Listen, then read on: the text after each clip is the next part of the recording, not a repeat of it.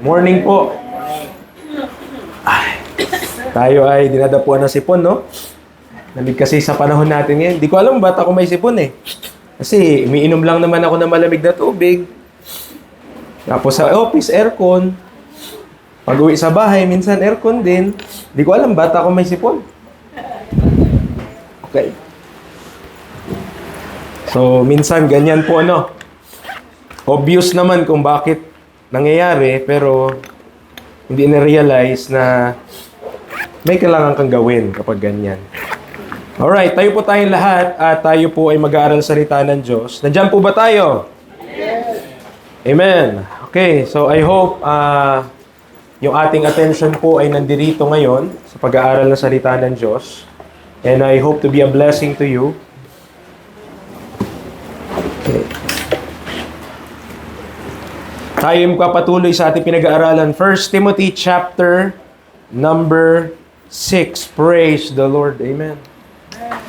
Okay, malapit na tayong matapos dito. 1 Timothy chapter number 6.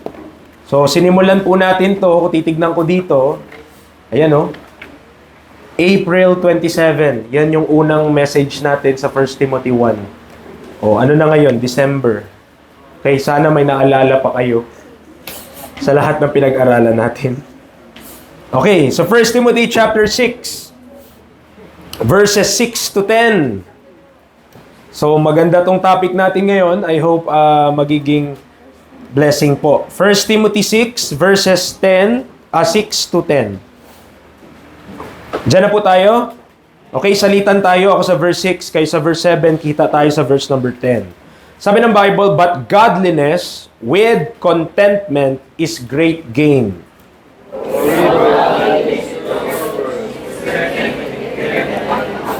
And having food and raiment, let us be therewith content.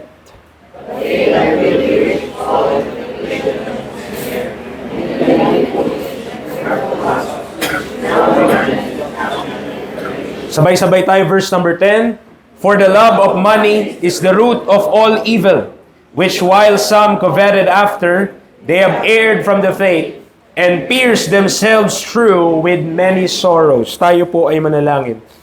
Our gracious Heavenly Father, thank you so much sa linggo na inyong pinagkaloob sa bawat isa, sa pag-iingat niyo po sa bawat families. Thank you sa strength and wisdom as we go on sa buhay po na ito. Kuminsan, we have a lot of agendas, napakarami naming pinupuntahan, napakarami pong nasa listahan po namin ng mga gagawin, but please help us not to miss yung mga important things. And kabilang dito ang church, kabilang dito ang salita mo, kabilang dito yung fellowship namin sa inyo.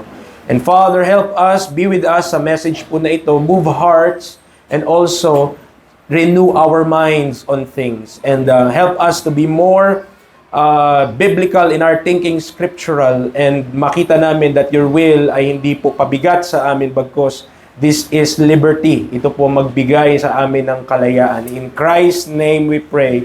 Amen and amen. Tayo po yung makakaupo na. Yan. Okay.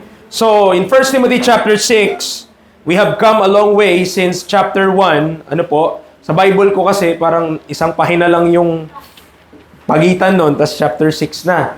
Pero sa ating pag-aaral, almost a year na po. Ano? Almost a year na. Yes, merong mga paghinto in the middle kasi kailangan natin may i-address na ilang mga bagay o ibang mga topic maliban po dito. Bagkus, alright, however, tayo po ay dapat tapusin natin ito. I hope January tapos na itong bagay na to. But let me preach to you this morning about this topic, godliness with contentment. Okay. Godliness with contentment.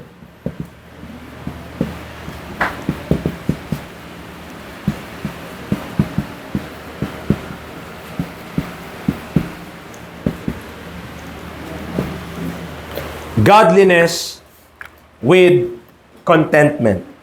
So bago tayo dumating dyan sa verse number 6, last week, hindi ko na-address yung verse number 5, yung dulo nun, which states, supposing that gain is godliness, from such withdraw thyself. Supposing that gain is godliness, from such withdraw thyself. And we could not study this topic without a proper understanding of that word gain. Okay? What is gain? Ang ano na yan, yung, ang tawag dito, mixer natin na yan, may tinatawag yan na gain. Okay? So yung gain na yon, yun yung nagde-determine kung gaano kalakas yung pick up ng isang mic.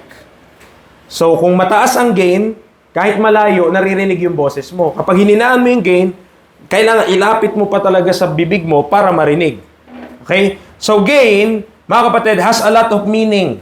But basically, it means to obtain, to acquire, to receive. Okay? Basically, ang ibig sabihin ng word na gain, to obtain, acquire, and receive. Kapag may natanggap kang kahit na anong bagay, physical, monetary, or else, kahit mang title or kahit na ano, certificate, somewhat. Ang tawag dun gain, you gain something. You gain a certificate. You gain 500 pesos. You gain something. Okay? Yun, kahit anong bagay na makuha mo, it could be considered a gain. So, in the context of 1 Timothy chapter 6, it is connected to, sa verse number 6, makikita natin, contentment. Sa verse number 7, it could also be connected to the world. Sa verse number 8, it could be connected to food. Sa verse number 9, it could be connected to riches. And verse number 10, it could be connected to money. So, gain, ang titignan natin na dito sa context po na ito, gain has something to do with money or riches. Sa context ng 1 Timothy chapter 6. Yung tinutukoy niyang gain, yung tinutukoy niyang kasaganaan o sagana, alright? Ang tinutukoy niya doon sa chapter number 6 ay wala pong iba kundi kayamanan. Meron siyang kinalaman sa kayamanan at meron siyang kinalaman sa pera. Kasi maliwanag, verse number 10. Tama po ba? For the love of money. Yun yung context dun eh. For the love of money is the root of all evil. Okay, so before I continue, mga kapatid, alam niyo po, ang pera, how you deal with money and your relationship with money determines also your maturity. Kung paano tayo humawak ng pera at kung paano natin alam kung paano gagamitin ang pera, it shows our maturity as a person. Kung di tayo marunong sa pera, kaya hindi tayo masyadong, hindi natin alam kung saan nilalagay yung pera, maaaring hindi pa tayo mature enough. Kaya nga tinuturuan, kaya nga may training, kaya nga yung mga bata, they are taught. But a lot of Christians, even though we are of age, basically, at nasa legal age tayo, still, tayo ay tuliro o hindi natin alam what's our relationship with money. Okay, so turn to Judges chapter 5. Judges chapter 5, tignan natin, gain. Kasi sa Bible, maraming beses na tinutukoy ng gain ay pera po, salapi, kayamanan. Judges chapter 5. Judges chapter 5.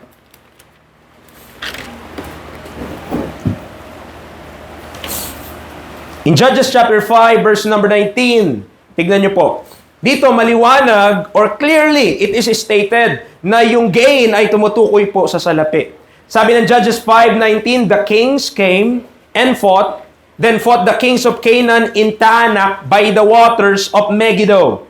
They took no gain of money. So wala silang nakuha. So maliwanag dito, gain, yung gain na tinutukoy doon ay money o salapi. Okay, isa pa, Proverbs chapter 1. Proverbs chapter 1 verse number 19. Proverbs chapter 1 verse number 19.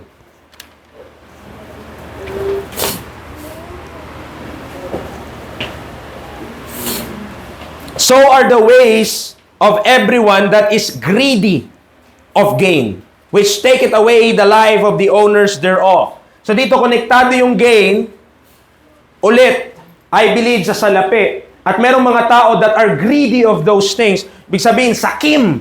Pagdating doon sa mga bagay na yun, na kaya nilang kumitil ng buhay para po doon. Okay? Proverbs chapter 3, verse number 14. Proverbs 3:14, for the merchandise of it is better than the merchandise of silver, and the gain thereof than fine gold. Makikita natin, silver and gold are connected to gain. Silver and gold are connected to gain. Pero ang tinutukoy niya dito na mas mainam mo na makuha kaysa sa salapi o kaysa sa pilak at ginto ay walang iba. 13, wisdom. The merchandise of wisdom or yung pagkalap ng wisdom ay mas mainam daw po kaysa sa verse number 14, pagpaparami ng silver, pagpaparami ng gold. Proverbs chapter 15, verse 27. Proverbs chapter 15, same book, verse number 27, the Bible tells us, he that is greedy of gain troubleth his own house, but he that hateth gifts shall live. Maliwanag doon dito sa Proverbs chapter 15 na siya sakim, doon sa gain. Sabi niya, ang nangyari, verse number 27, ginugulo niya ang kanyang sariling tahanan. He that is greedy of gain troubleth his own house. O, isa pa, Proverbs 28:8. Proverbs chapter 28, verse number 8. Proverbs 28, verse number 8.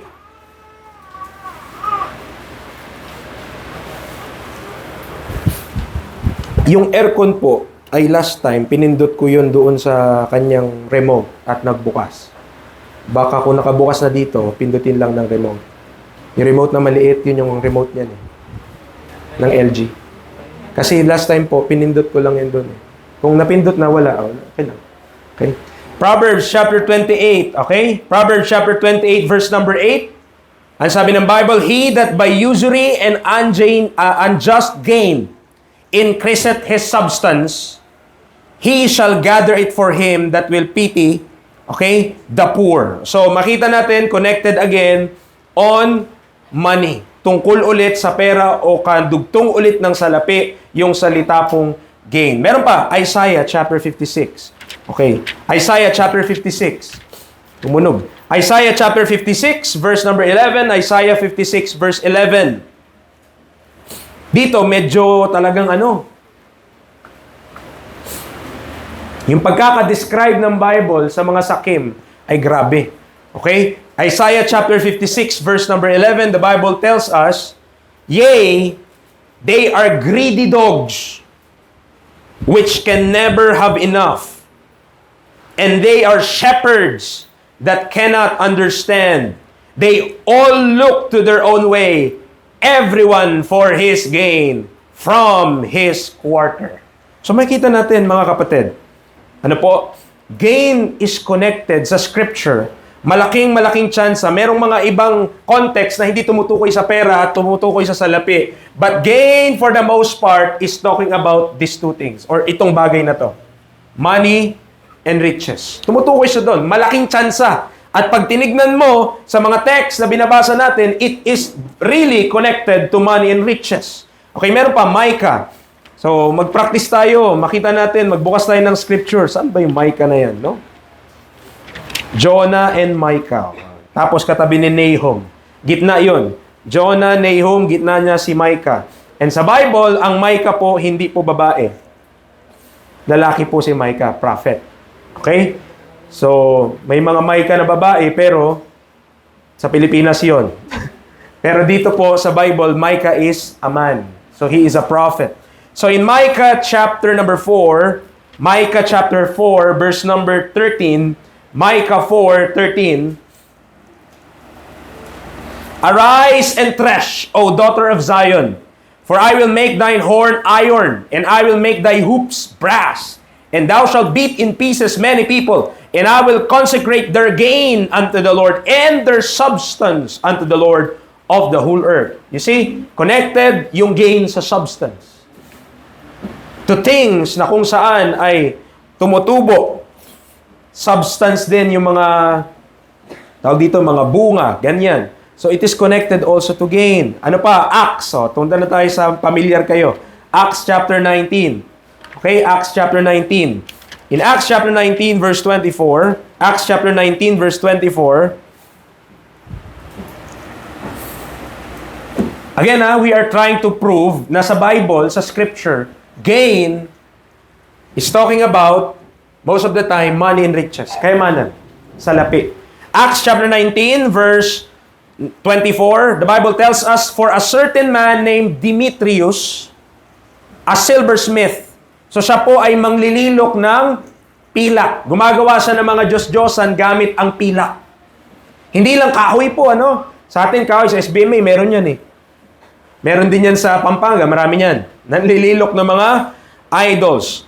But in the old times, sa panahon ni Paul, talaga pong silver. Okay, silver. Pilak talaga. Silversmith. Which made silver shrines for Diana. Brought no small gain unto the craftsmen. So gain, again, is connected to wealth. It is connected to riches. It is connected to money. Lastly, James 4, dito sa atin pong mga text na tinitignan to prove that gain is connected with money and riches. James chapter 4, verse number 13.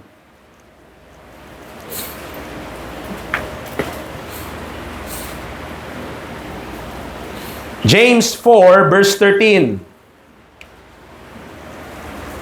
The Bible tells us, "Go to now, ye that say, today or tomorrow, we will go into such a city, and continue there a year, and buy and sell, and get gain." Okay. So sa lahat ng mga talata nating binasa, 1, 2, 3, 4, 5, 6, 7, 8, 9, those 9 verses, and hindi naman sobrang dami ang paggagamit ng word na gain sa Bible, or sa Word of God, but we could say that from this representative text, may kita natin yung prevailing application ng salitang ito pagdating sa Word of God tungkol po dito. Tumutukoy talaga siya sa pera, tumutukoy talaga siya sa lapi, tumutukoy talaga siya sa kayamanan. And balik po tayo sa ating talata, sa 1 Timothy chapter number 6. And from our text, may kita po natin the admonition and the warning of the Apostle Paul. Ang sabi niya, verse number 5, doon sa ating text, "Supposing that gain is godliness, from such withdraw thyself." The admonition for believers would be na hiwalayan, umalis, tumakas. Okay, huwag makisama, huwag pakinggan yung mga nagtuturo. Marami-rami yun. The admonition for believers ay talagang wag po silang mapapakinggan. Wag sasamahan, lalayo doon sa mga nagtuturo that gain is godliness. So preacher, ano ibig sabihin nun? Okay? Kasi napatunayan na natin that gain is connected to this, money and riches. So ano ibig sabihin na magtuturo ka that gain is godliness? Okay? We do not believe that gain is godliness, mga kapatid. Why? Kasi even in poverty, even sa kahirapan ng buhay, you could still be godly. You could still be serving God. Amen. Salamat, my love.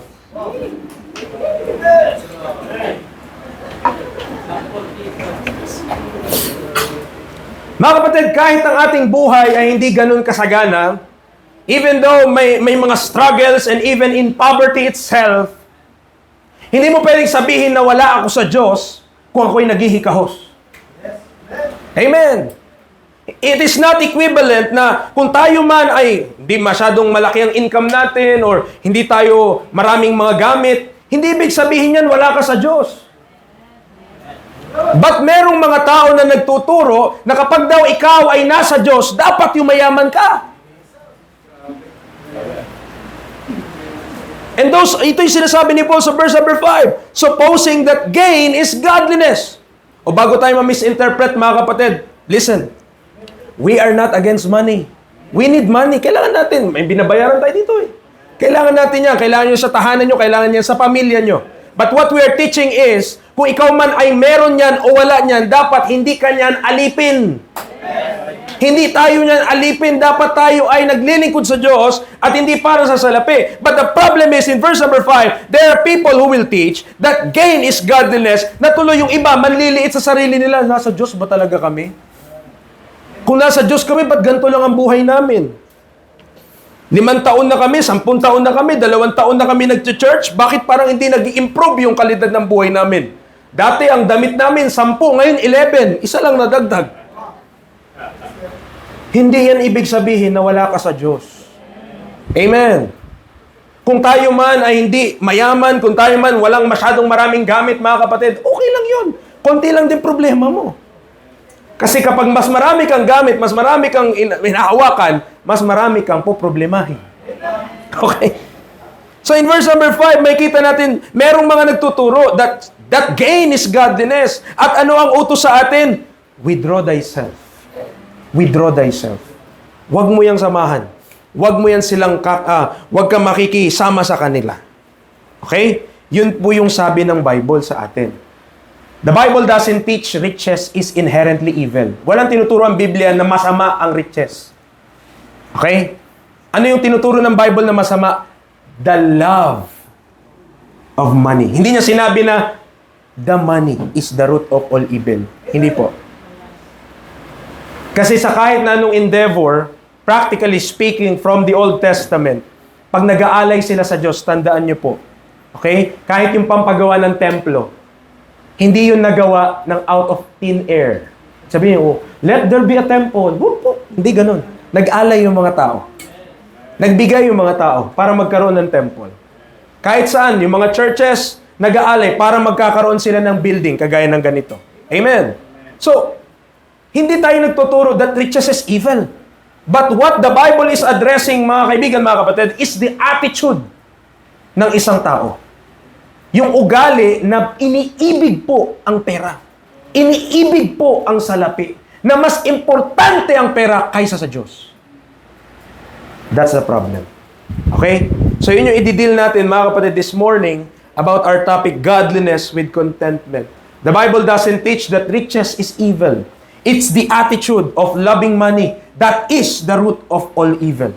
Sapagkat meron po, ito maybe this is a hot take or maybe yung iba, ngayon lang maririnig ito, pero meron pong mga, sabihin natin sa mundo, sa standard ng mundo, mahirap sila, pero mahal nila ang pera. At meron namang, sa standard ng mundo, medyo nakakaangat-angat, pero hindi nila mahal ang pera. Pwede ba yun? Yes. Pwede po yun. Because it is the attitude of the person, yun yung estado ng isang tao. Okay? Pwede tayong sadlak tayo, wala tayong pera, wala tayong kapera-pera, pero mahal pala natin yung pera. Pwede yun. O pababawi na lang natin, pwede tayong walang pera at mukha tayong pera. At pwede tayong may pera at di tayo mukhang pera. Amen. Pwede yun eh. Okay? So yun yung kailangan nating i-address. Ito yung sinasabi ni Evangelist, mga kapatid, na sa kanyang tinuro na neurotheology, na renewing of the mind. Na dati ganito yung pag-iisip mo, pero dapat ganito na, iba na. Dati ang pag-iisip natin, mukha tayong pera. Ngayon, pag-iisip natin, sa Diyos na tayo. Okay? So yun yung dapat nating i-deal. Now, in our text, verse number 6, may kita natin after that, verse number 5, pagkatas ng warning, na merong mga nagtuturo that gain is godliness, na withdraw thyself from them, ang sabi ni Apostle Paul, verse number 6, where we get our topic, godliness, but godliness with contentment is great gain. Nakuha natin, anong kailangan natin? Anong unang-unang kailangan nating maintindihan? Godliness and contentment. Be godly and be contented. Mas higit daw po yun, okay? Mas higit daw po yun, kasi sige nyo, great gain yun sa verse number 6. Sa dulo, yun yung great gain. So, mas mainam daw yun kaysa sa kahit na anong material na bagay. Okay, pinag-aralan natin to, pero I want to turn your attention to chapter 4, verse 8. Chapter 4, verse 8, same book, 1 Timothy. Ano sabi niya? For bodily exercise profiteth little, but godliness is profitable unto all things, having promise of the life that now is, and of that which is to come. Bakit kailangan, preacher, maging godly ako? Bakit kailangan maging kontento ako? Why? Kasi sabi ng Bible in 1 Timothy 4:8, yung godliness, mga kapatid, ang pakinabang niya, hindi lang pang future. Ang pakinabang niya, even unto the present.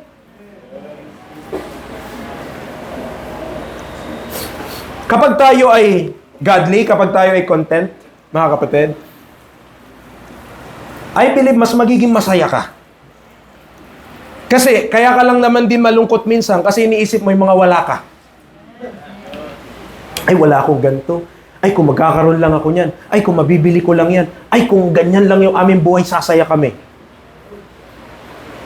Ibig sabihin mo, yung buhay mo ngayon, masasabi mo sa Diyos na hindi pa yan okay? Na, Lord, hindi ito yung gusto mo sa akin or hindi ito yung estado ng buhay? Mga kapatid, Philippians 4. Philippians chapter 4. Okay. I hope hindi natin ma-misinterpret yung mga sinasabi dito. Philippians chapter 4. Philippians 4:11 to 13. Philippians 4, I hope i-bring ng Panginoon to remembrance yung things na kailangan po nating masabi so that it would help us, lahat tayo. Tignan nyo. Philippians chapter 4, verse 11 to 13. Not that I speak in respect of want. For I have learned. Diyan po kayo. In whatsoever state I am, therewith to be content. I know both how to be abased, and I know how to abound. Everywhere and in all things I am instructed both to be full and to be hungry, both to abound and to suffer need. I can do all things through Christ, which strengtheneth me. Daming gumagamit niyan, yung verse number 30 na yan. Daming gumagamit, I can do all things through Christ, pero yung context pala, contentment. Ibig sabihin pala na, I can do all things through Christ. I know how to be abased. And I know how to abound. Mga kapatid, siguro sa atin, praktisado na tayo dun sa abase. Tama mo ba? Alam na natin yung kapag nasasadlak, kinukulang, medyo bitin. Alam na natin yung pakiramdam na yun eh. Pero hindi tayo marunong kuminsan and is when we abound. We don't know when we abound. Hindi natin alam, tigan nyo. Pag nagkaroon tayo ng pera, nangangati na tayo. Saan ko na ba ito ilalagay? Nasaan na yung bibiling ko? Shopee! Lazada! Sana? Pure gold! Lahat. Okay? We know how to be abased, maring in our abasement doon sa mga pangangailangan natin, sa kasaglakan natin kuminsan, mga kapatid. Alam na natin, ayan na naman, tuyo na naman tayo, ayan na naman. Di ba? Maring sanay na kayo sa ganong tugtugin. Pero paano kapag biglang nagkaroon kayo ng cash? Hindi check cash. It's cash. Okay? Di ba? Tama po ba? Isn't it, hindi natin kaya pang i-handle? Okay? Mga kapatid, we are not, again, ulitin ko. We are not against riches. We are not against money. Hindi po against ang Diyos doon. Siya nga naglikha ng lahat ng bagay. Siya nga pinakamayamang sa lahat eh. God is not against that. Pero ang tinuturo niya sa atin is we should have an attitude of contentment sa ating mga buhay so that we will not be dependent on those things at hindi tayo kontrolado ng mga bagay na yon. Kung pwede, ito po, pakinggan niyo ako, kung pwede na tayo ay pagpalain ng Panginoon at talagang pagpalain ka niya, even financially, at the same time magiging faithful ka, why not? Why not? Pero ang problema natin, kung tayo pagpalain, tingnan nyo, mawala tayo sa church. It will destroy you. It will destroy me. Bakit?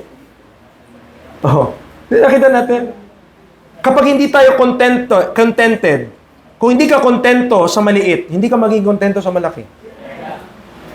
Kung hindi tayo kontento dun sa kung anong meron tayo ngayon, you will not be contented kahit dagdagan pa ng Diyos sa 1 milyon yan. Dahil kung meron kang 1 milyon ngayon, sigurado bukas ubus na rin. Meron na, may mga proceeds na. Amen, nandyan po tayo. Okay, sana wag natin ma-misinterpret po ha. Hindi tayo against sa pera. Kailangan nga yun eh. Ulitin ko kasi baka ma-misinterpret eh. Hindi tayo against dyan. Ang against tayo, yung mahalin natin yan. Above God. It must be our servant. Hindi tayo yung servant niyan. Dapat yan ay alipin lang natin. Hindi tayo ang inaalipin ng bagay na yan. You could be poor in this society standard and still be discontented. And someone might be society's rich. Maring mayaman siya, pero kontento siya. Contentment does not equal poverty. Contentment is a state of mind. Hindi ibig sabihin na mahirap, ay, kontento na yung tao na yan. Kasi ang hirap niya eh. At kung mayaman naman medyo, ay, yung tao na yan, hindi taga-kontento yan eh, ang yaman-yaman. Hindi ganun yung contentment. Ang contentment, kahit maliit, kahit malaki meron ka, marunong ka dapat niyan. In whatsoever state I am, therewith to be content. You could have zero cash and have thousands in bank account, mga kapatid, and be content. Walang laman, kontento. May laman, kontento. Amen? Pwede yun. Ang Kristiyano dapat matutunan yun. Kaya nga sabi ko po sa inyo, malaki ang itinuturo ng pera tungkol sa maturidad ng isang tao. Malaki. Okay? Kapag nakahawak ka ng pera at nanginginig ka, hindi ka pa mature. Saan ko ba ito ibibili? Lahat na nilibre. Okay, no? Meron siya 1,000. Nakahawak siya 1,000 first time. Dati, mga bao lang, 20, 50. Okay. Nakakuha ng 1,000, sabi yung tindahan. Parang hindi niya mahawakan kailangan maiabot niya na sa tindera Ate, sa'yo na yan. Bigyan mo na sa akin pagkain mo. Alright, so we have defined sa ating mga studies, in our studies yung godliness. Tama po ba? Ano yung tatlo na yon? Yung godliness, anong ibig sabihin? Think like God does. Tama? Think like God does. Do what God does and labor together with God.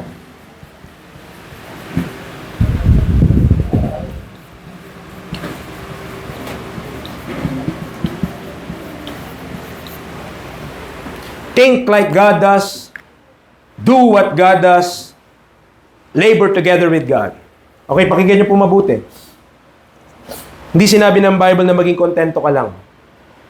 The Lord commanded us to be godly and content. Dalawa yun. So, godliness with contentment. Hindi niya sinabi, just be content. Maging kontento lang kayo. Hindi po.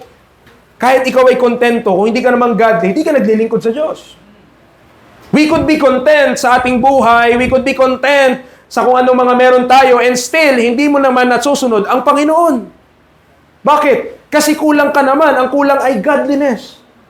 In a Christian, it's not enough na tayo ay kontento. Though that is important. And that is a virtue which all of us should have.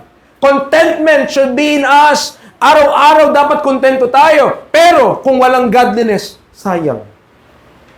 Kasi ang utos, godliness with contentment. So hindi sapat na kontento ka lang. Okay? Dapat godly. Dapat ang ating pamumuhay, ang pag-iisip natin kagaya ng Diyos. Ang ginagawa natin, anong gustong gawin ng Diyos. And we are laboring together with Him in this matter. Okay? Nandiyan pa po tayo?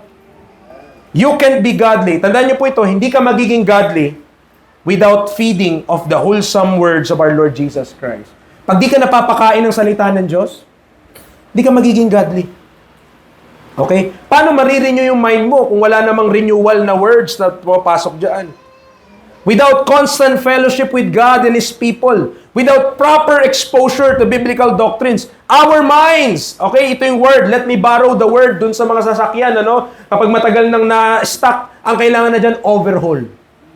Ang isipan natin, mga kapatid, kailangan nang i-overhaul. Kaya tayo hanggang ngayon, di tayo kontento, di tayo maging godly kasi ang isip natin yung old man pa eh. Yung dati pang ikaw. Yun yung nare-remind mo sa sarili mo, ito na ako, ito na ako, ito na ako. Pero hindi ka yan. Sabi ng Bible, ito ka dapat kay Kristo. Amen. Kapag ikaw yan, makita namin yung flesh mo. Sabi ni Paul, kung meron man magmayabang sa inyo, I'm more.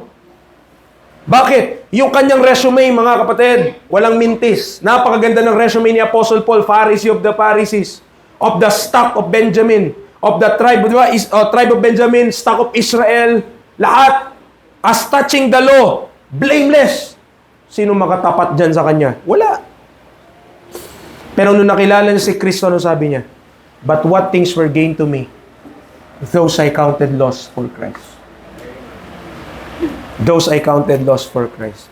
Mga kapatid, meron na ba tayong nag-give up simula nung nakilala natin si Kristo? What have you given up? What have you suffered for believing on Christ? Amen. Ano na? Ano yung nag-give up natin? O hindi natin gine-give up hanggang ngayon? Tulungan tayo ng Panginoon. We need the overhaul. Kailangan ma-overhaul yung mind natin. Mga kapatid, hindi lang basta retouch. Kahit pinturahan mo yung isang sasakyan, gandahan mo ng pintura. First class porcelain yung kulay. Kung yun ay sirang makina, hindi aandar yun kahit gaano pa kaganda itsura niya. Amen. You could present yourself as very, very beautiful and very, very handsome. Pero kung ang mind natin hindi na change, wala pa ring pagbabago yun. Okay? You could be presentable on the outside, pero yung ating inside, ganun pa rin. Yun ang kailangan ma-change. Tama po ba? Diyan po ba tayo? So, we are instructed to work. Di natin sinasabi na dapat lagi lang tayo nasa church. Okay? At wala tayong ibang gagawin. No? We're not teaching that. Diyan po tayo? Di natin sinasabi na kailangan, dito lang tayo palagi, araw-araw at di na tayo uwi at di na tayo. Hindi po. Kasi inuto, di ba, ang preaching natin last time, duties should not conflict or duties never conflict. So, kung ano yung mga inuutos ng Panginoon, dapat magagawa mo sila at diyan sila nagkontrahan. Kung sinabi ng Panginoon that we should work, we should work. Pero kung sinabi rin ng Panginoon that we should be content, we should be content. Anong ibig sabihin, preacher? How should we apply that? Amen. While there is a need to provide for our families, we should not sacrifice the time for God. Kahit talaga naman, kailangan mo pa rin magtrabaho. Talaga naman, kailangan mo rin mag-provide. Kailangan mo kumita ng pera. Pero wag mo isakripisyo yung panahon na dapat nandito ka sa simbahan, na nandito ka kasama ang mga kapatiran, para lang doon. That's where contentment, yung doon papasok yung contentment. May kita nyo mamaya kung saan tayo ginagawang dapat kontento. At ang Bible, grabe. Okay, tungkol sa bagay na yan. Alright, punta muna tayo, Hebrews chapter 13. Hebrews chapter 13, verse 5.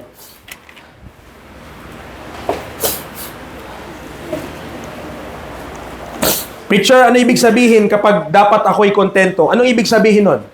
What it means to be content. Anong ibig sabihin na maging kontento? Hebrews 13:5. Ang sabi niya dito, let your conversation be without covetousness. Look, listen, and be content with such things as ye have. For he hath said, I will never leave thee, nor forsake thee. Preacher, what is the meaning of contentment? Anong meron ka ngayon? Kontento ka na dapat dyan. Be content. Be content. Huwag kang mainggit. Don't be covetous. Huwag mong asamin yung hindi mo kaya. Kung meron ka gustong bilhin, pagtrabahuhan mo, pagsikapan mo. Huwag mong kainggitan. Amen. Ganda naman ng damit niya. Ganda-ganda dyan. Okay lang yun. Nasa pagdadala yan, pre.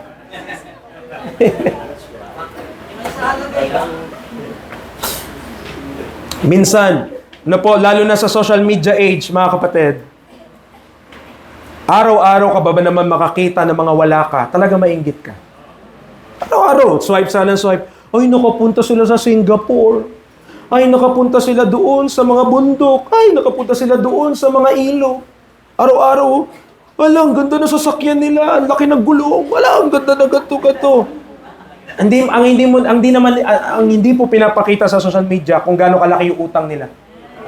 Kaya sila nakapunta doon. Ang saya, di ba? Ang saya-saya ganun. Ay, magkano na ang utang doon? Hindi nyo alam. So, syempre, sino ba naman maganda ba i-share yun?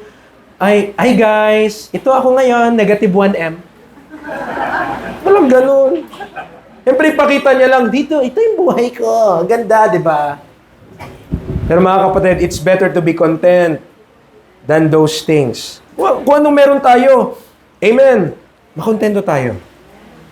Okay? Be content. Kung kaya mo mabuhay ng godly and still be in contentment, yan na. Huwag ka na mag-asam ng more. More better! Mga kapatid, one day, di ba, mamatay tayo? Napaka-comforting, di ba? Mamatay tayo eh. Pag namatay tayo, mga kapatid, in one day, kasama ang Panginoon, di mo na kailangang asamin. We will inherit all things through Christ. Okay? So, it's better na maging kontento tayo. O ito, tiga, balik tayo sa ating text. 1 Timothy 6. Are you still there? Okay. Sabi niya, no? Godliness with contentment is great gain. Verse 7. Alam na natin to pero kailangan ma-emphasize natin. For we brought nothing into this world. And it is certain we can carry nothing out.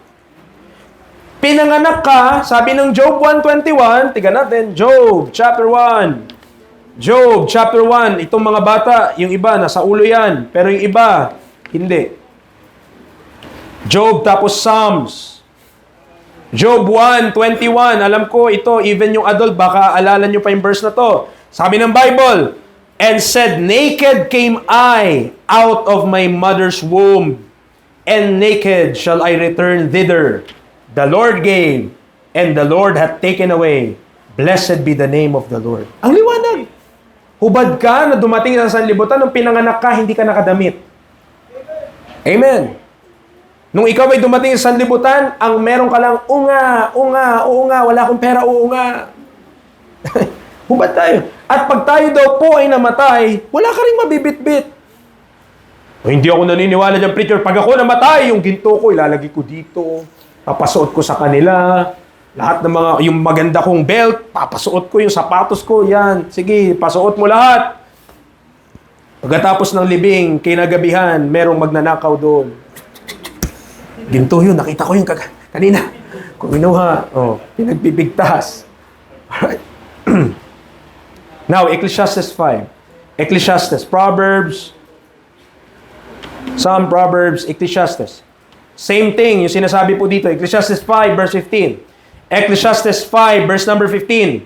Parang ganun din yung sinasabi ni Job. As he came forth of his mother's womb, naked shall he return to go as he came, and shall take nothing of his labor, which he may carry away in his hand.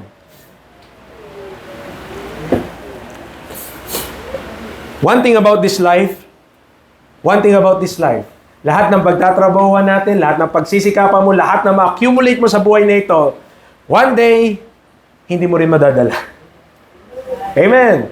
Lahat ng mga titulo ng mga lupa na nakapangalan sa atin, lahat ng mga titulo ng mga sasakyan, lahat ng mga titulo ng cellphone, lahat ng mga titulo na kahit na ano, sa resibo na nakapangalan sa'yo, when you die, you cannot get them with you.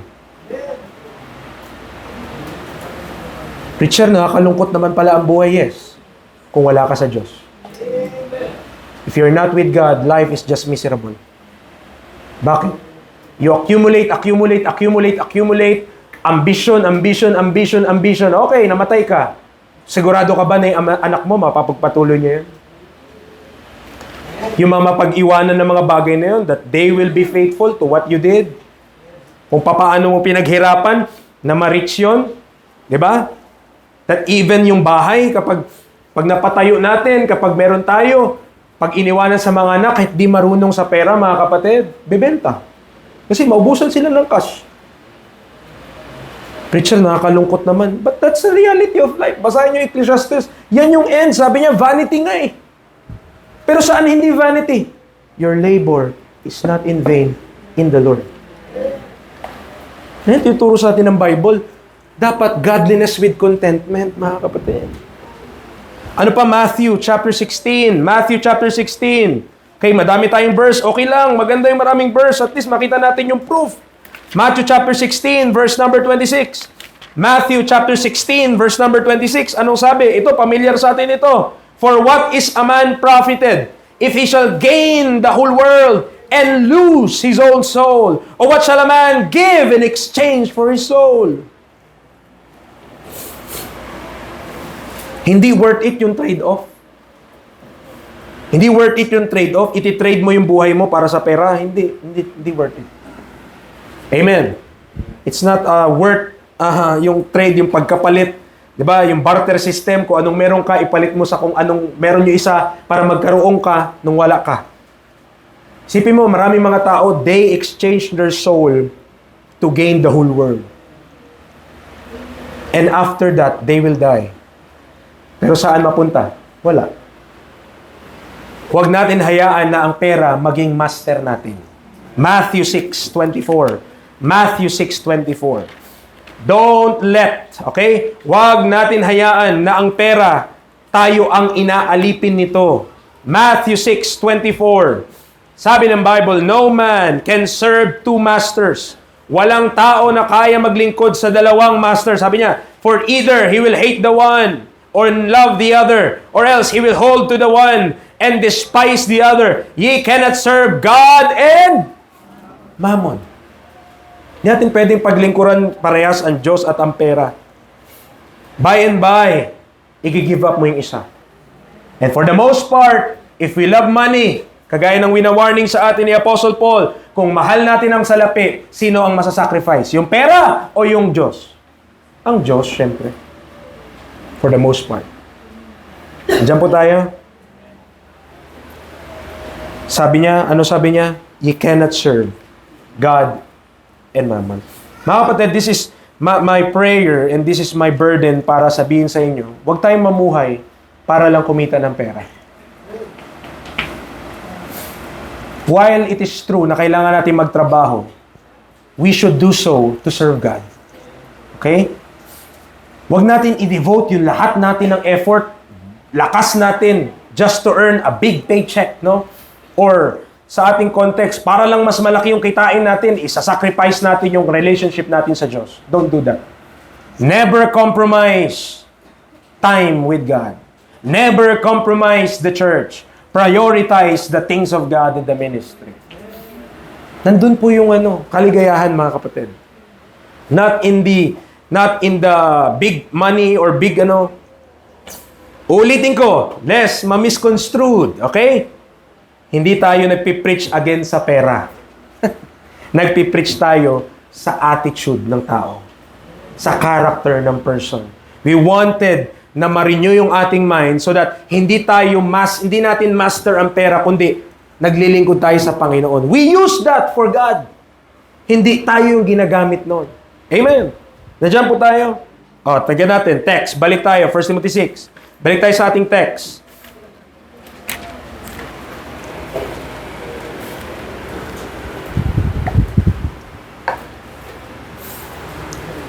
But godliness with contentment is great gain.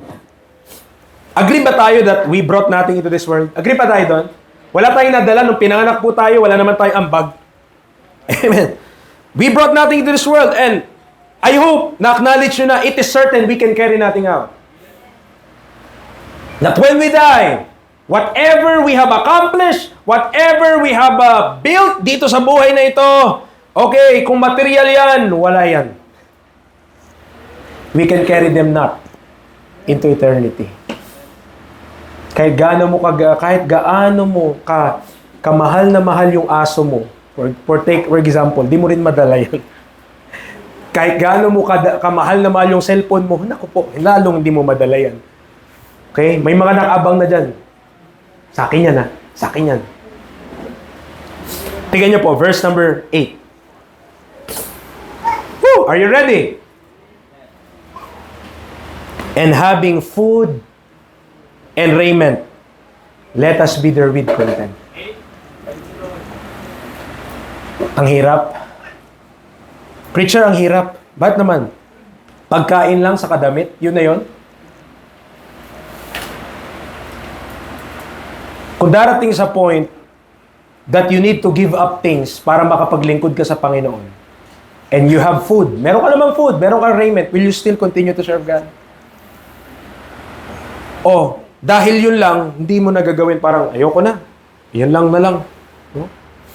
Mga kapatid, sometimes, as we grow with the Lord, pag nakilala natin ang Panginoon, mas lalong makikita na yung mga bagay-bagay sa libutan parang nawawalan ng value. Kasi one day, susunugin lang to ng Diyos lahat eh. Yung mga pinagpapagura natin, yung mga kung saan talagang nilalagay natin yung mga effort natin, isipin mo, susunugin lang ng Diyos isang araw. Lord naman, pinaghirapan ko yan. Bakit susunugin mo? Anak, kaya ko yan, sabihin ko lang, magkakaroon yan. Ganyan ka makapangyarihan ng Diyos. Amen. Akala natin yung mga binibigyan natin ng too much effort, binibigyan natin ng sobrang daming panahon, binibigyan natin ng sobrang maraming atensyon. At yung Panginoon, di natin napapakialaman. Wala tayong pakialam sa Diyos, wala tayong pakialam sa things of God. Pero to sa mga bagay na to, tingnan nyo, pag nawala yan, ganun lang kabilis. Parang usok lang. Parang singaw lang. Pero alam nyo, gano'ng kabilis lang din kayang ibalik ng Diyos. Kay Job, di ba, kinuha niya. Kay Job, kinuha niya lahat eh. Inalaw niya yung Diablo na pakialaman yung buhay ni Job. Mabot pa nga sa point na kini-question na ni Job ang Diyos. Pero nakita niyo ba sa dulo kung paano dinoble lang din ng Diyos kung ano yung nawala sa kanya? Amen. Sometimes inisip kasi na, ang dami ko kasi preacher mamimiss na opportunity kapag nasa Diyos ako eh. Pag nasa church ako, kapag nasa gawain ako, marami ako mamimiss sa opportunity. Kapatid, mas marami kang mamimiss pag wala ka sa Panginoon. You're not looking on the godly things na merong profit for the life that now is and for that which is to come. Kapag tinignan ko po yung sarili kong buhay, I could just say, biyaya lang ng Diyos. Just the grace of God. Amen. Bakit? Kasi kung ako lang magdi-devise nun sa aking sarili at di tayo nagtitiwala sa Panginoon, hindi ko magagawa yan. Wala. Mahirap yan. Pero salamat sa Panginoon dahil may grace siya. May biyaya siya. And there are times na kailangan mong piliin, sama ba ako sa gawain? Kasi pag sumama, di ba may mga trabaho na no work, no pay. May ganun.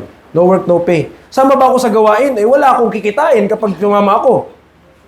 Pero sama ako. Kasi mas importante ito eh. Amen. Hanggang ngayon naman, kita naman sa katawan na di ako pinapabayaan ng Diyos at ng asawa ko. Amen. Bakit? Ibig sabihin, nagpo-provide ang Diyos ng needs natin. The Lord will provide our needs. Unahin lang natin siya. Amen. Huwag natin panghinayangan yung time natin sa church. Huwag natin panghinayangan yung, isipin mo, pag nandito ka, talagang bilang na bilang yung oras, tiga mo. Pagsapit niyan, tapos na. Pero pag sa labas, pag nagsasayang tayo ng oras, talaga naman. Go on with the flow. Let's go. Nandiyan pa po tayo. Tingnan yung sabi oh. And having food and raiment, let us be there with content. Meron ka bang nakakain? Wala na po kayo nakakain? Tutulungan namin kayo. Huwag lang kayong magreklamo. Meron ba tayo? Meron ba tayong nakakain? Amen. Meron ba tayong damit? O sabi ng Bible, be content. Be content. And serve the Lord with it. Amen. Kung meron pa tayong higit doon, ipagamit natin sa Panginoon. Huwag natin ipagdamot sa Panginoon. Huwag natin sarilinin. Huwag natin sa akin to, sa amin to. Ay mga kapatid, kung anong sa iyo, dapat paggamit mo sa Panginoon yan. Church, what we lack, ang kulang natin, hindi po pera, but more contentment.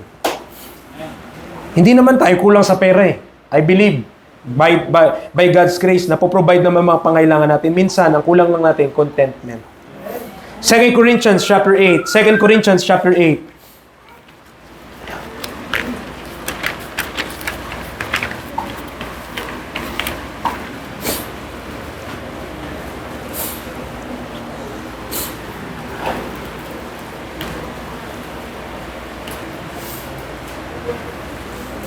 Second Corinthians chapter 8. You know, the Macedonian believers, tingnan natin sila kung ano ang kanilang pamumuhay.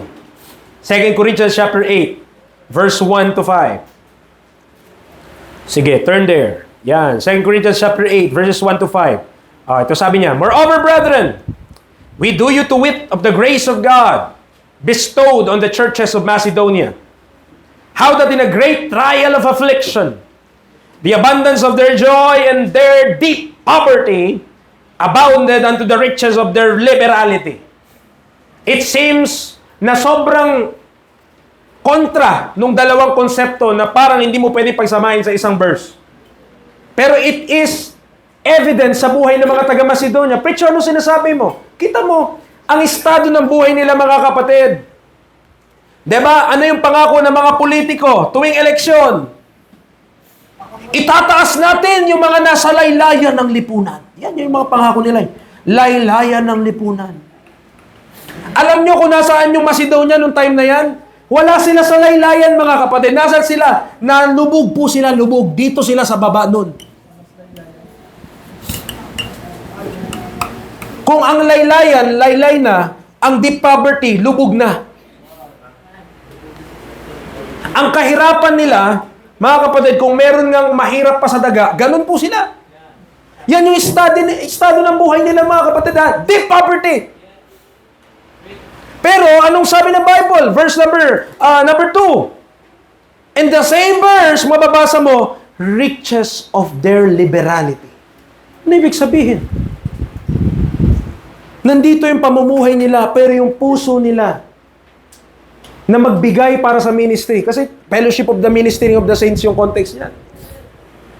Pero yung pagbibigay nila para doon, sa gawain ng Panginoon, para makatulong sa mga kapatiran, doon sa Jerusalem, mga kapatid, parang hindi mo may equate sa estado ng buhay nila. Parang bakit pa kayo nagbibigay, sobrang hirap nyo na. Parang ganun. Sobrang hirap nyo na. Meron nga mga pastor na pipreach ng verse na yan, ang turo nila dyan. Alam niyo po yung may hiya ka ng tanggapin. Yung parang sira-sira na yung gamit. Halimbawa, parang ganon. Binibigay pa nila, sige na, gamitin nyo na. Sabi na lang na nagtatanggap, ay, wag na, okay lang. Hindi, tanggapin nyo to. Yung heart nila, mga kapatid, verse number 2, nakita nyo po, tingnan nyo, on the same verse, kasama yung mga salita na, great trial of affliction.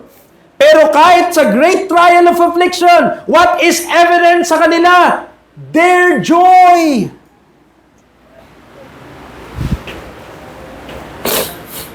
Walang pera? Dapat joyful pa rin. Amen. Pero pag wala tayong pera minsan, kulot na yung mata natin. May ulam namin mamaya.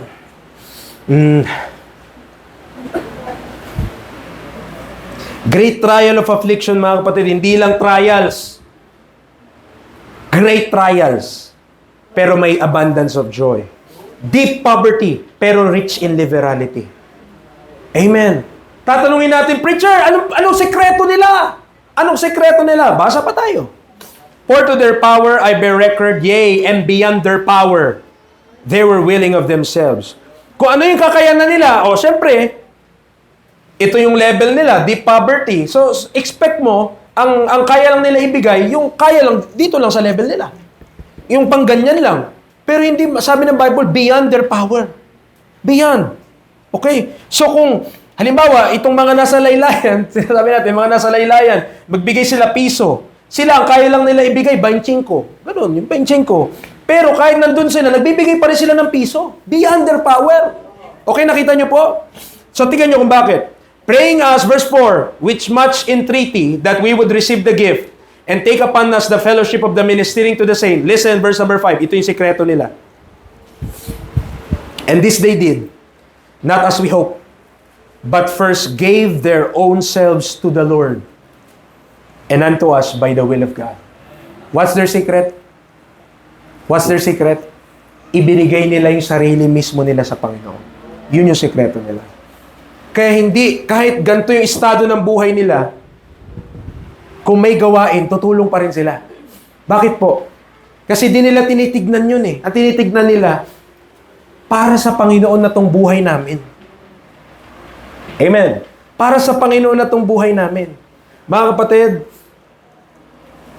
dito sa church, I believe wala naman sa ating sobrang hirap na nasa deep poverty tayo.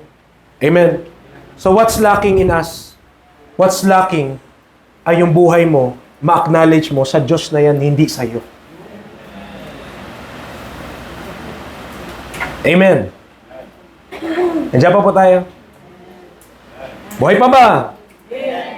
So, kapag naibigay mo yung sarili mo sa Panginoon, hindi mabigat yung Sunday morning, hindi mabigat yung Sunday afternoon, hindi mabigat yung Wednesday, hindi mabigat pag may gawain pa sa ibang lugar na pwede ka makasama, hindi ka mabibigatan. Bakit? Sa Diyos yung buhay mo eh.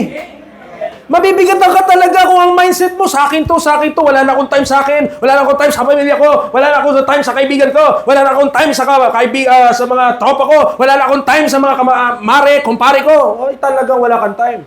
Pero kung ang buhay mo ay para na sa Diyos, mabigat ba yun?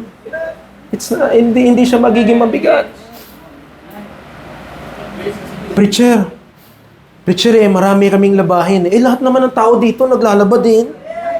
Preacher, marami kaming hugasin. Totoo naman, lahat din naman dito may hugasin. Preacher, may gantong pangangailangan sa school. Nag-aaral din naman yung mga nandito. Pero bakit yung iba nagagawa nila, yung iba hindi? Nasaan yung different? O ano yung kulang? Iyon yung word na nabasa nyo dyan. Verse 3. Willing. Okay? Willing. Yan lang yung kulang natin. Are you willing or not willing?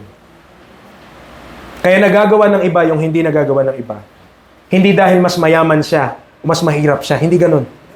Mas willing lang siya. Dahil na-acknowledge niya na ang buhay niya para sa Panginoon. At hindi sa kanyang sarili. Amen. Willingness, mga kapatid. It's not what you have nga rin. Hindi nga rin kung anong meron ka o kung anong wala ka. Sabi nga nila, di ba yung kasabihan na yun, the greatest ability is availability.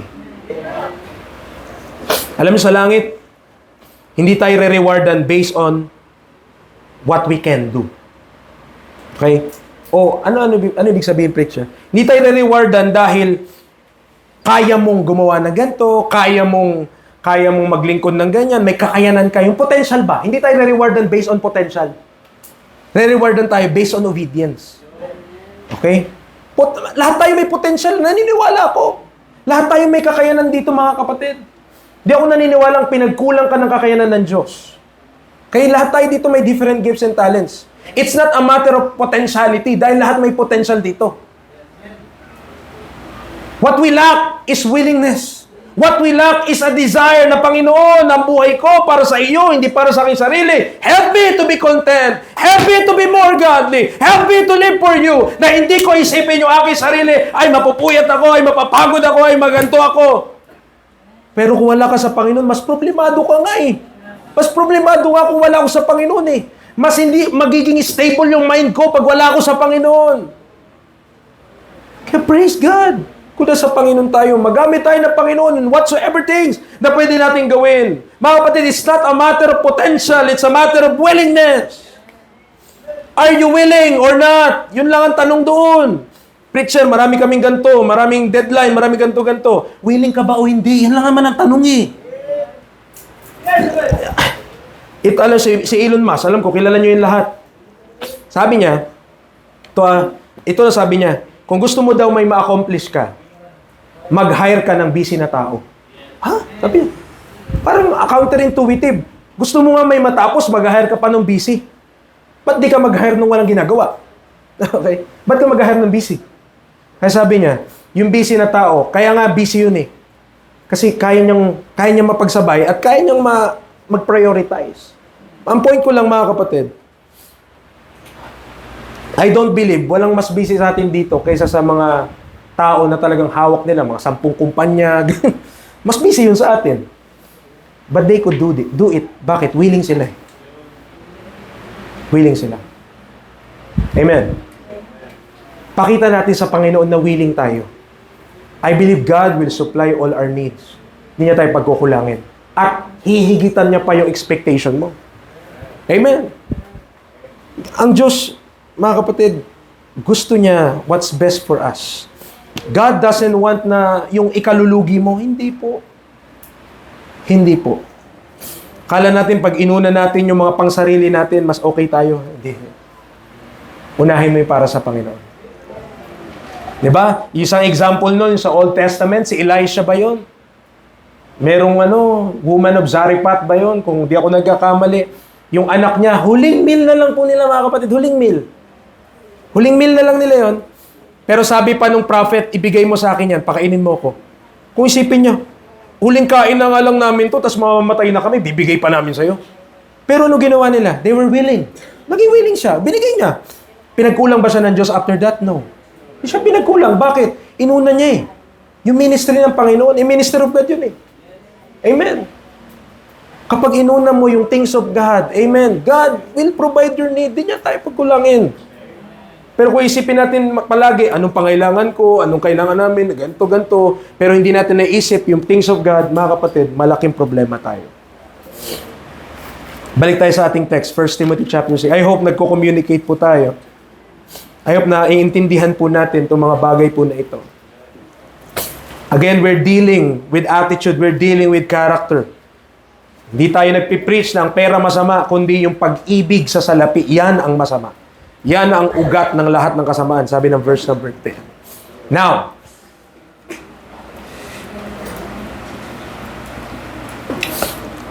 verse number 9.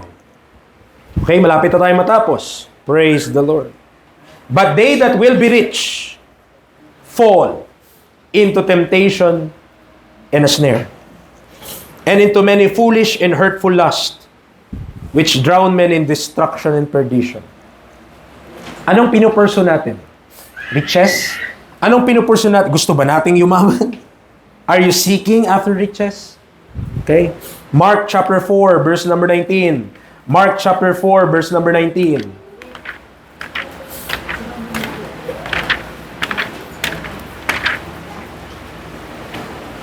Tignan nyo yung ginawa ng riches doon sa salita ng Diyos na naitanim sa puso ng tao. Tignan nyo po yung naging effect. Nagasik, di ba? Nagasik ng seed. Meron doon sa daanan, meron doon sa may mga sa batuhan, no? Merong mga nagtanim na ganyan. Mark 4:19, pero yung isa doon sa merong mga thorns. May mga tusok-tusok. Mark chapter 4 verse 19.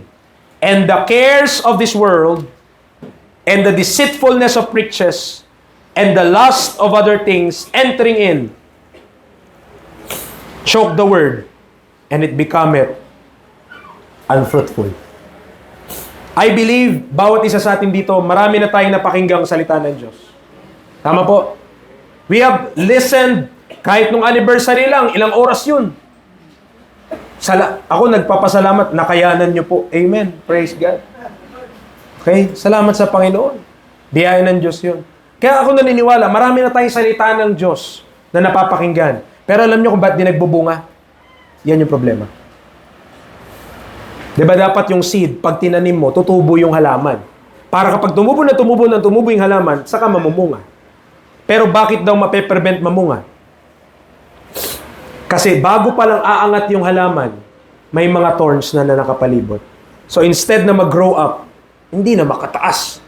Hindi na maka-move. Bakit? Choke na eh. Di ba? Pag yung tao na-choke, yung na-choke yung tao, di makahinga. Ano daw yung nag-choke? What causes that choke? Verse number 19. Cares of this world, deceitfulness of riches, lust of other things.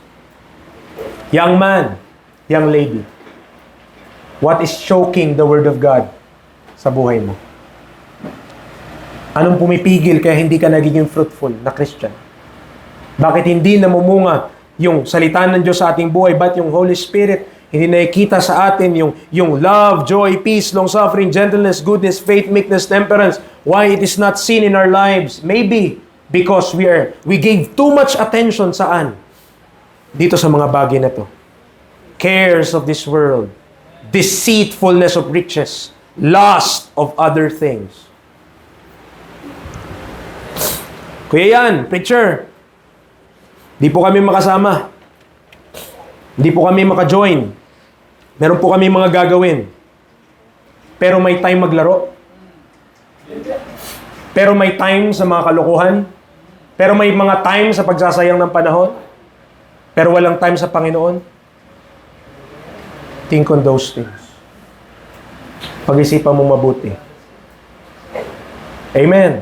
Walang problema. Meron talagang mga requirements sa school. Kasama sa buhay yan. Pero kasama ba sa requirements sa school, yung mga bagay na ginagawa natin, kuminsan, yung mga additional pa. Amen. Tapos pagdating sa things of God, pagdating sa ministry, pagdating sa church, busy po pastor. Meron pong ginagawa. Kasi yung time na dapat ginagawa mo na yon, nilaan mo sa kasayangan. Nilaan natin sa hindi dapat. So, nung time na para na dapat sa Panginoon mo ibibigay, di mo na maibigay. Bakit? Kinapos ka ng time. Kinapos tayo ng time. Nandiyan pa po kayo. Amen. So, ang desire ko, ma-encourage tayo, di ma-discourage, ha? Proverbs 11:28. Sige, punta tayo. Sinabi ko lang, malapit nang matapos. Di ko sinabing matatapos na. Okay ba yun? Proverbs 11 verse 28. Okay.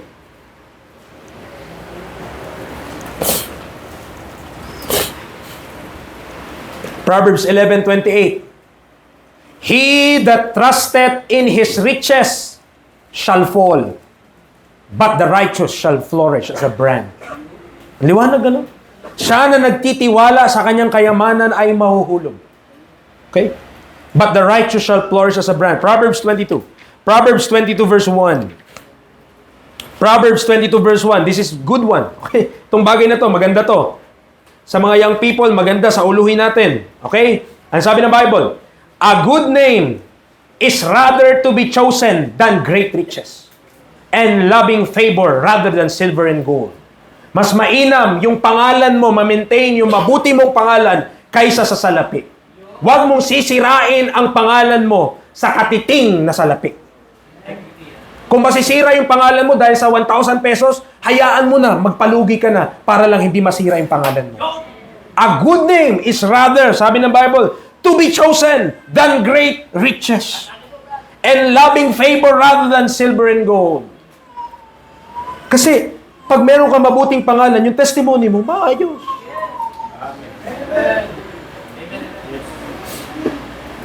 Amen. Mga kapatid, nandiyan pa po tayo. Huwag natin sirain yung pangalan natin sa katiting na salapi. Okay? Kapag nangako tayo, tuparin natin. Amen. Huwag tayong mag-ano. Pag nangako ka, be on time. Okay? I will preaching generally, ha? Kung tayo may mga installment dito, praise the Lord. Kung mayroong mga installment tayo dito, huwag kang papalya. When you say on the 12th, when you say on the 14th, when you say on the 16th, dapat maaga pa nga eh. Bayaran mo na yan. Why? A good name is rather to be chosen than great riches. So kung tayo nangako, fulfill that. Huwag tayong magmimintis. No. Mas mainam na yung pangalan mo intact kaysa naman, 'di ba? Mas makalamang ka ng konti pero yung pangalan mo nadungisa na. Huwag natin i-allow yang ganyan bagay. Amen. Diyan pa po tayo. Don't let your name na maging dapat good name lang ma-maintain natin. Kasi testimony yan. Kung gusto mo mawin ng ibang tao, kung sira ang pangalan mo sa kanila, paano mo i-win? Ayan si Ayan, naku po. Terrible yung tao na yan. Scammer yan, budol yan. Oh, di ba? Paano tayo makapag-witness? Paano natin sila mawiwin kung ang pangalan natin nasira na sa kanila? Napaka-importante ang pangalan natin, good. Okay? Proverbs 23 verse 5. Ang sabi niya, wilt thou set thine eyes upon that which is not? For riches certainly make themselves wings. They fly away as an eagle toward heaven. Sa lahat ng pinreach mo, preacher, yan yung totoo. Bakit naman? Pag nagkakapera ako, parang lumilipad eh. Sa Bible po yan. No, kaya nga, yung mga kasabihan na yan, parang dumaan lang, yan, lumipad eh. Okay? Kaya sabi niya, itutuon mo daw ba ang iyong mata doon sa bagay na hindi naman?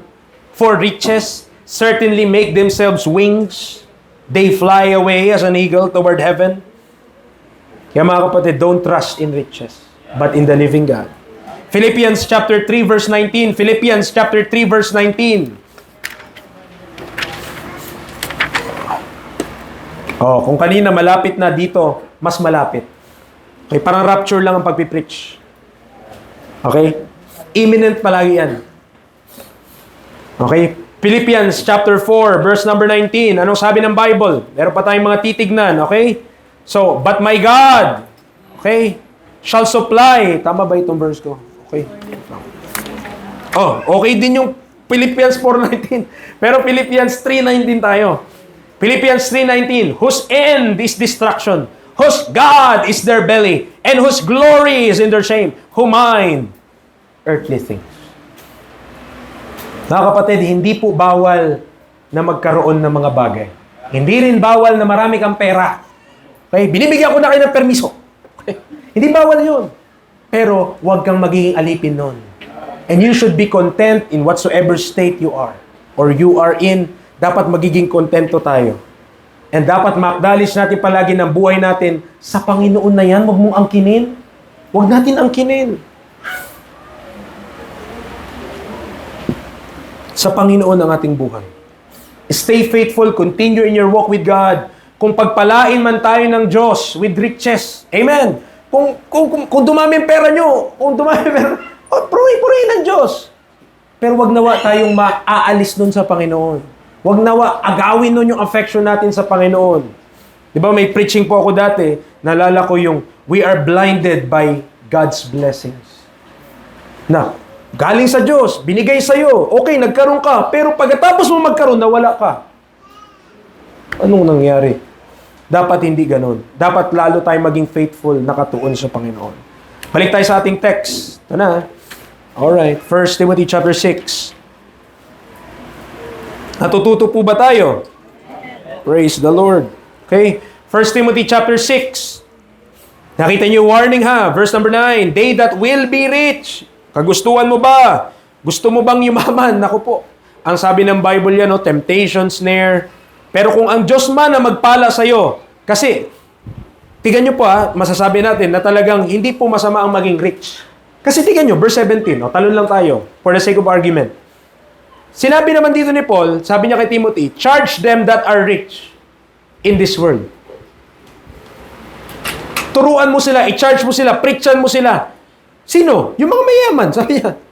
At anong ituro mo sa kanila? Na huwag silang maging mataas ang pag-iisip, no, ni magtiwala sa kanilang mga yaman na hindi naman sigurado, uncertain riches, kundi in the living God, who giveth us richly all things to enjoy. So, hindi talaga mawawala na sa isang church, meron talagang mga well-off. Meron talagang merong mga riches. Meron talagang merong mayayaman. Pero ang point, dapat di tayo magtiwala doon. But in the living God. O, kita nyo? Pero kung ang desire mo lang sa buhay, verse number 9, maging mayaman, ako po. Fall into temptation and a snare, and into many foolish and hurtful lusts, which drown men in destruction and perdition. Young men and young ladies, nawa maintindihan niyo, maintindihan nating lahat, na hindi lahat kayang solusyonan ng pera. Maraming bagay kayang solusyonan ng pera. Tapalan mo lang ng pera, tatahimik na yan. Okay? Pag ang bubong, pumapatak, lagyan mo ng pera, titikom yan. Siyempre, kailangan babayad ka dun sa gagawa. Lalagay ka ng panibagong bubong. Diba? Maraming mga bagay na susolusyonan ng pera, but not everything. But not everything. So bakit mabubuhay ka lang para dun? Ang tanong ko. Bakit para dun lang tayo nabubuhay? Tatanungin ka, bakit ka nag-aaral? Para makakuha ng magandang trabaho. O, okay naman. Pero bakit hindi natin nasasabi, hindi evidence sa ating bibig minsan, para po sa Panginoon. Para ma-please ko po siya. Ba't ang laman lang lagi ng bibig natin, pangarap natin sa sarili natin, pangarap natin sa pamilya natin, kung ano yung mga mabibili natin, kasi gusto ko bumili ng ganito, kasi gusto ko na magganto. Walang masama. Pero para saan ang buhay? Para lang ba sa pera? At the end of the road, kung ang tingin lang natin sa buhay, pera, kawawa tayo in the end. Kasi you miss that life is not all about money itself. Hindi lang po tungkol sa pera ang sanlibutan na ito o ang buhay na ito. Amen. Nandiyan pa po tayo? Again, okay, verse number 10, for the love of money is the root of all evil, which while some coveted after, they have erred from the faith and pierced themselves through with many sorrows. Kaya nyo? Pag inibig mo yung salapi, mangyari sa'yo, tutusukin mo ang sarili mo na napakaraming kalungkutan. Kaya nga maraming mga mayaman sila, pero ang lungkot nila. Malungkot sila. Bakit? Marami silang bagay sa liputan, marami silang mga ari-arian, pero napakalungkot, napakamiserable. Love of money is the root of all evil. Again, hindi pera itself. The love of money is the root of all evil. If we love money, then instead of God, okay? Punta tayo, may verse, di ba? Ano yung verse? Thou shalt love the Lord thy God with all thy heart, soul, mind, strength. Pwede kasing ang Diyos natin pera eh. Kaya kung sinabi dito, love of money, ibig sabihin, ang Diyos ay pera. Yung pera yung nagiging Diyos, thou shalt love money your God with all your heart, soul, mind, strength. Tanungin niyo po ako or tingnan niyo yung sanlibutan kung hindi ba ganyan yung nangyayari. Na napakarami mga tao, dahil iniibig nila ang salapi, mahal nila sobra ang pera, minamahal nila ng puso nila, minamahal nila ng isip nila, minamahal nila ng lakas nila, minamahal nila ng kaluluwa nila, kaya lahat na lumalabas sa kanilang dila, pera. Pera. Agila. Agila. Agila na yung 1,000 yun. Agila. 3 ulo. Ganyan. To have money is not bad. Praise God. Amen. Kung meron tayong pera, magamit natin sa Panginoon, napakaganda po. Hindi po masama ang pera. Ang masama, ibigin yun. But to love money is the root of all evil. Look at Joshua. Joshua 7. Joshua chapter 7. Okay? Kung kanina malapit na, ngayon malapit na. Joshua chapter 7 verse 1. So, bibilisan na lamang po natin to for the sake of time, pero ayoko ma-miss natin na itong bagay po na ito, no? Para maging blessing sa atin. Joshua 7:1. But the children of Israel committed a trespass in the accursed thing. For Achan, the son of Carmi, the son of Zabdi, the son of Zerah, of the tribe of Judah, took of the accursed thing, and the anger of the Lord was kindled against the children of Israel. So merong kumuha si Achan.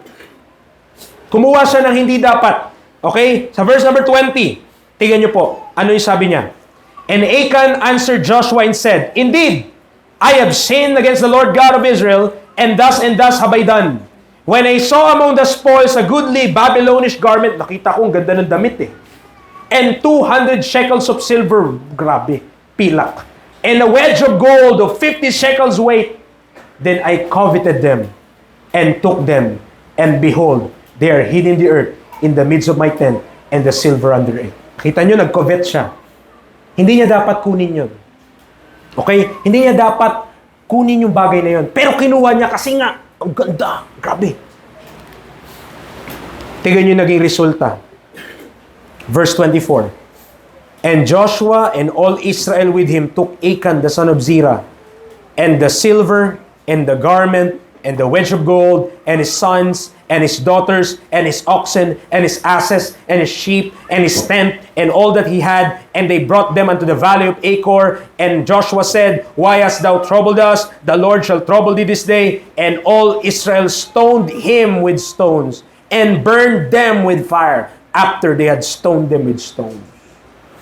Under the law, hindi dapat nila ginawa, hindi niya dapat ginawa yun. Pero dahil sa ginawa niya, nadamay pati pamilya niya. Nadamay pati pang ari-arian niya. Lahat. Dahil kinuha niya yung hindi dapat sa kanya. So, pati yung sa kanya, nawala na rin lahat. Kasi nawala na yung buhay niya. Under the law, kinuha na siya. Hindi ko nabuksan, pero meron din si Gehazi, yung servant ni Elisha. After pagalingin si Naaman the Syrian, walang tinanggap si Elisha. Hindi niya tinanggap, may ino-offer si Naaman sa kanya kasi nga, napagaling yung leprosy. Napagaling yung leprosy ni Naaman. So, nag-o-offer si Naaman, ito, tanggapin mo itong mga to. Sabi ni Elisha, may character si Elisha, hindi na kailangan niya. Hindi kailangan. Yung servant ni Elisha, sakim. Sayang yun. Nung pag-alis nila, hinabol niya. Habol siya. Paghabol niya doon, sabi niya, may dinahilan siya, may sinabi siya. So, nakakuha siya ng gamit. Pagbalik niya kay Elisha, alam ni Elisha yung ginawa niya. Hindi nga tinanggap ni Elisha, tapos siya, hinabol niya pa. Sabi niya, yung leprosy ni Naaman, malilipat sa'yo. Punta sa kanya yung leprosy. Pinagaling si Naaman, libre. Okay? Tapos ito si Gehazi, yung kanyang servant, hinabol. At paghabol o pagbalik niya, leprous na rin siya. Sakim, covetous. Ano pa? Luke chapter 18. Luke chapter 18. These are just things in the Bible. Ito po, gusto ko buksan natin kasi importante ito na makuha. Luke chapter 18, verse number 18. Luke chapter 18, verse number 18.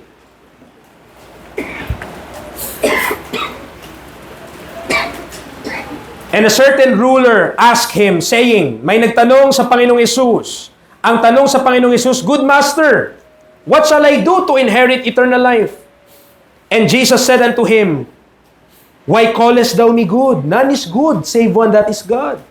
Thou knowest the commandment, do not commit adultery, do not kill, do not steal, do not bear false witness, honor thy father and thy mother. Sabi niya, and he said, All this have I kept from my youth up. Lahat po ito, nagawa ko.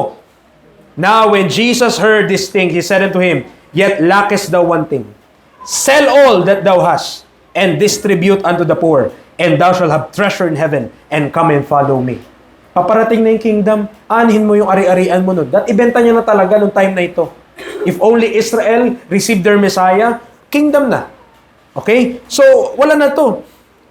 Para saan pa yung mga ari-arian niya? Ipamahagi niya na. Sinasabi ni Jesus Christ sa verse 22, Gospel of the Kingdom. Pero verse 23, And when he heard this, he was very sorrowful, for he was very rich.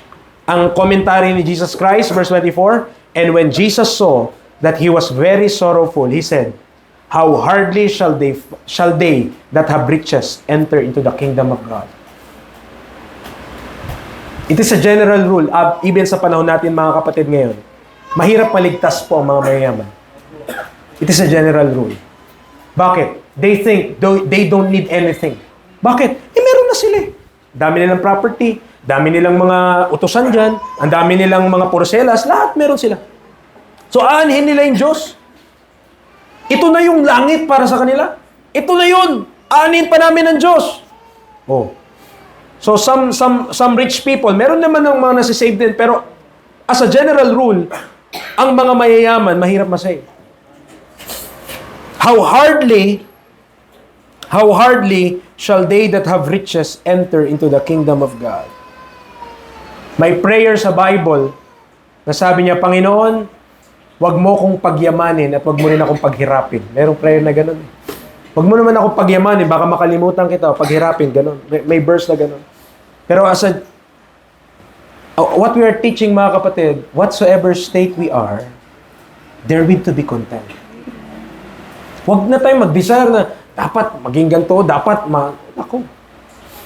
Kung malalayo ka naman sa Panginoon sa gagawin mo na yan, wag mo nang gawin. Kung hindi natin ma-fulfill yung duties natin as a Christian para sa Panginoon din, maliwanag, hindi kalooban ng Diyos yun.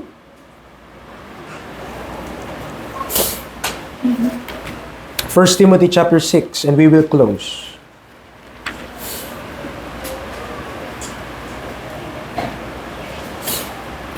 For the love of money is the root of all evil, which while some coveted after, they have erred from the faith, and pierced themselves through with many sorrows. Covetousness is idolatry, in Colossians 3 verse 5. Idolatry po ang covetousness. At sabi ng 1 Thessalonians 1:9, dun sa mga believers, dapat tumalikod ka na from idols to serve the living God. Pero, hindi natin namalayan, hindi siya physical idol na parang sinasamba mo, tumayuko ka, hindi. Pero yung desire mo to have more.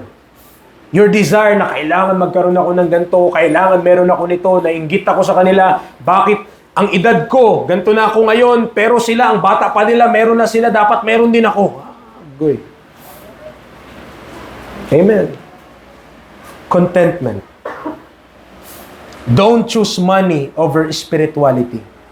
Be thankful, grateful, hardworking, serving God, and live according to His Word. We must use money to live for God, not hinder us in or our service to Him. Gamitin natin para maglingkod tayo sa Panginoon. Hindi mapigilan pa tayo.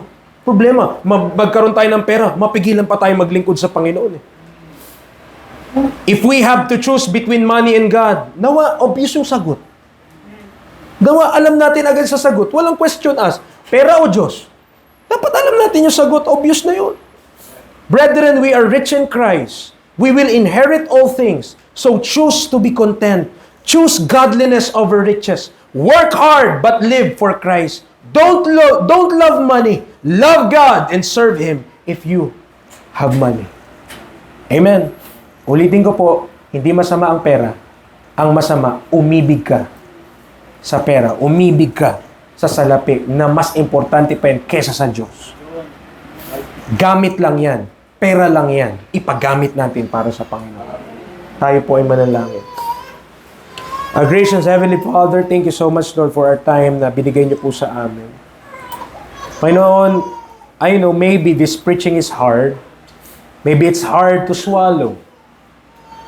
Maybe ngayon lang namin ito napakinggan ng ganito. But I hope naging maliwanag po sa mga kapatiran the message of how God is more important than anything in this world. Dahil in the end, lahat naman po ng mga bagay we could enjoy. We are rich already in Christ, though not sa panahon namin ngayon, maring di pa namin nakikita o di pa namin nararanasan, practically speaking. Pero help us to enjoy the richness of your word, the richness of fellowship with believers. Na Panginoon, pagdating po sa inyo, mas matutunan namin na ibigin po kayo at hindi ibigin ang salapi. Ama, kung meron po sa amin, hanggang ngayon, meron kaming kasakiman sa aming puso. May inggit po kami sa aming puso. May mga dinidesire po kami na wala po kami, parang hindi kami kontento sa buhay. Tulungan niyo po kami lahat. Palayain niyo po kami, Panginoon, mula sa ganitong pag-uugali, mula sa ganitong pag-iisip, na nawa ang laman ng aming puso at isipan na, Panginoon, ay walang iba kundi ma-please ka po namin. Help the brethren sa kanilang mga needs. Provide wisdom sa aming day-to-day na pagtatrabaho, sa mga ginagawa po namin, Father. Nawa, Panginoon, huwag kaming maging tamad, but at the same time, huwag kaming maging despiteful dun sa mga ministries. Maging present kami, maging always available kami. And you find us a very, very hard-working people dahil yun ay ayon sa iyong banal salita. Ama, tulungan niyo Shining Light Baptist Church that we just not be hearers of the words, but doers of the word. And thank you sa mga tao po nandito. I know, iba sa kanila, iba sa amin dito, may desire na maglingkod sa inyo, pero hindi nila ma-step yung kanilang mga paa dahil marami silang mga pumipigil sa kanila. But let this message na makatulong ng kaunti sa kanilang pagdi-decide that what is more important is not riches, but God and Christ. And help us na yun ang aming piliin sa aming buhay. In Christ we pray. Amen and amen.